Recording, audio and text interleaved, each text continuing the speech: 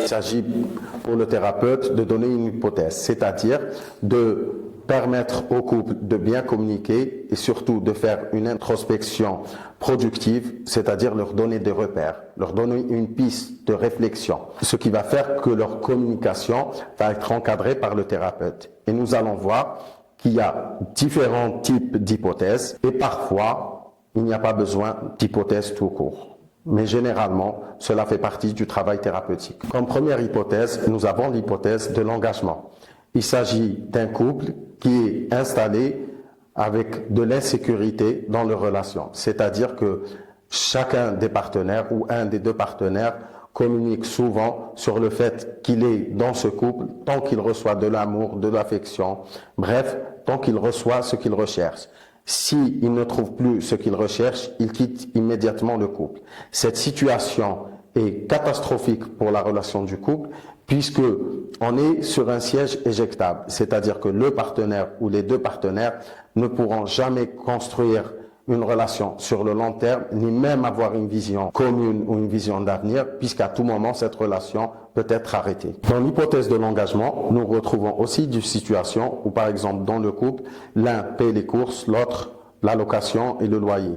L'un paie les frais du quotidien, pendant que l'autre paie le crédit de la maison. L'engagement est-il un facteur de confiance? Souvent, quand un couple traverse une période difficile, la perte d'un emploi, une trahison, le décès d'un proche, cette situation peut amener un couple qui est dans l'insécurité de l'engagement dans un état qui peut constituer une possibilité de rupture entre les partenaires. L'absence d'engagement réciproque et mutuel va faire que les partenaires, lors d'une crise de couple, ça peut être sous forme du décès d'un proche, d'une trahison, de la perte d'un emploi, de problèmes financiers, de logement, bref, cette absence d'engagement d'un partenaire ou des deux partenaires en même temps va faire que le couple ne pourra pas surmonter cette étape de la vie, ce moment de difficulté, puisqu'ils ne sont pas engagés sur le long terme.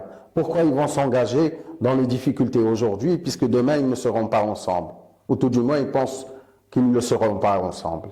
Par contre, la présence d'un engagement commun et confirmé va installer la confiance et va stabiliser le présent. On sera demain ensemble, donc ensemble aujourd'hui, on va passer cette étape de crise, on va y régler les problèmes ensemble et cela va permettre de construire notre avenir commun qui est déjà décidé. Donc la question est-ce que dans un couple nous cherchons à être rassurés ou être en confiance? Il faut comprendre une chose, sans prise de risque, il ne peut pas y avoir de confiance au sein du couple. Aussi, les deux partenaires devront comprendre que la prise de risque fait partie de la constitution et surtout de l'affirmation de leur engagement mutuel. Parmi les hypothèses, il y a celle des individus au service du couple, c'est-à-dire qu'un des deux partenaires, ou parfois même les deux en même temps, a sacrifié ou ont sacrifié des intérêts pour l'intérêt du couple. Par exemple, ça va être madame qui arrête de travailler pour éviter les conflits dans le couple et s'occuper des enfants. Ou monsieur qui va accepter de changer de région, c'est-à-dire qu'il va s'installer dans une wilaya ou dans une région, ou peut-être même dans une ville, pour que sa conjointe ou son épouse soit plus proche de ses parents ou de sa famille. Et parfois, vous avez une situation où les deux partenaires ont fait un sacrifice. Par exemple, l'immigration à l'étranger, où les deux ont consenti que pour le bien-être du couple, parce qu'ici, dans leur pays d'origine ou leur région d'origine, ils n'avaient pas de logement, ils avaient des difficultés financières, ou peut-être l'enfant ou un des enfants était malade, donc il fallait avoir une meilleure prise en charge médicale. Bref, cette situation-là, souvent va conduire le partenaire ou la partenaire qui a fait des sacrifices à demander plus tard plus d'efforts de la part de son partenaire, du type « j'ai bien accepté de te suivre dans ta région, tu peux bien accepter qu'on passe les fêtes de fin d'année ou l'Aïd chez mes parents » ou « j'ai bien accepté de m'installer à l'étranger pour toi, c'est toi qui en rêvais. La moindre des choses, c'est qu'on ait passé les vacances d'été chez mes parents » ou parfois c'est une histoire d'argent, c'est-à-dire j'ai bien accepté pendant des années de prendre en charge tout à la maison, la moindre des choses, c'est qu'aujourd'hui, puisque tu gagnes mieux ta vie, c'est que je me permette une nouvelle voiture ou un voyage. L'autre hypothèse est le couple au service des individus. Par exemple, madame a sacrifié pendant des années ses études et sa carrière. 10 ans après, quand les enfants ont grandi, elle décide de reprendre les cours ou de reprendre le travail. Dans ce cas-là, toute la famille est mobilisée pour lui permettre de pouvoir assister à ses cours ou faire ses heures de travail. Le contraire aussi est valable. Monsieur a sacrifié des années dans un poste ou un salariat qu'il n'aimait pas, juste pour qu'il puisse arriver à acheter le logement familial ou construire le bien familial.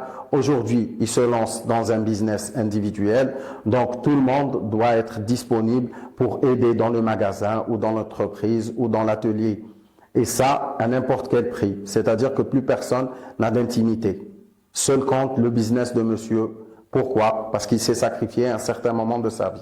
Aussi, nous constatons souvent en thérapie, quand le couple vient consulter chez nous, qu'il vient à la suite d'une hypothèse qui est installée dans ce couple et qui est à l'origine de la crise qu'il traverse. C'est-à-dire, ou bien c'est un couple d'individus au service du couple, ou bien un couple au service des individus. Et c'est là où il faut poser les bonnes questions. C'est-à-dire, qui fait quoi pour qui a renoncé et qui a profité de quoi. Nouvelle hypothèse, le couple est un oui, pas un si. Certains couples, malheureusement, se construisent sur la base d'un si, c'est-à-dire à condition que tu arrêtes de fumer, si on a une sexualité, si tu ne me trompes plus, et si, et si, et si, et si. Malheureusement, ce type de couple va faire que souvent, il va vivre des crises. Pourquoi? Parce que l'engagement n'est pas puissant dans ce couple-là, car il a été construit sur la base de conditions. Et généralement, le partenaire ou la partenaire qui subit le si finit à un certain moment par se rebeller. Pourquoi? Parce que ce qui va l'embêter, ce qui va lui faire du tort, ce n'est pas tellement la condition, mais c'est le fait d'être subordonné à l'autre. Le fait que l'autre la domine par le si. Notre rôle en tant que praticien, thérapeute de couple, c'est de démasquer ces comportements et cette situation qui va faire que l'engagement de ce couple-là est très faible. Et simplement de l'éliminer et de le remplacer par un comportement meilleur pour installer une confiance mutuelle qui va leur permettre de se construire sur le temps long. Il y a aussi l'hypothèse des frontières. C'est-à-dire que le couple n'a pas de frontières clairement limitées, où les partenaires ont un espace peut-être individuel, propre à chacun, et en même temps puissent partager un espace commun. Pour faire simple, ou bien ils sont tout le temps ensemble, ou bien ils sont tout le temps séparés. Dans ce cas de figure, nous avons besoin de travailler sur la notion d'espace et surtout ce qui leur convient à deux et séparément. Ça peut être sous une autre forme. Par exemple, un mari jaloux qui vérifie à chaque fois le téléphone de son épouse. Pendant des années, madame ne s'en est jamais plainte. Bien au contraire, elle trouvait ça mignon. Elle se sentait valorisée du fait qu'il soit aussi jaloux pour elle. Mais arrivé à un certain moment, cette jalousie est devenue étouffante, au point où elle n'avait plus aucun secret, même les plus anodins. Monsieur voulait tout savoir et voulait tout connaître.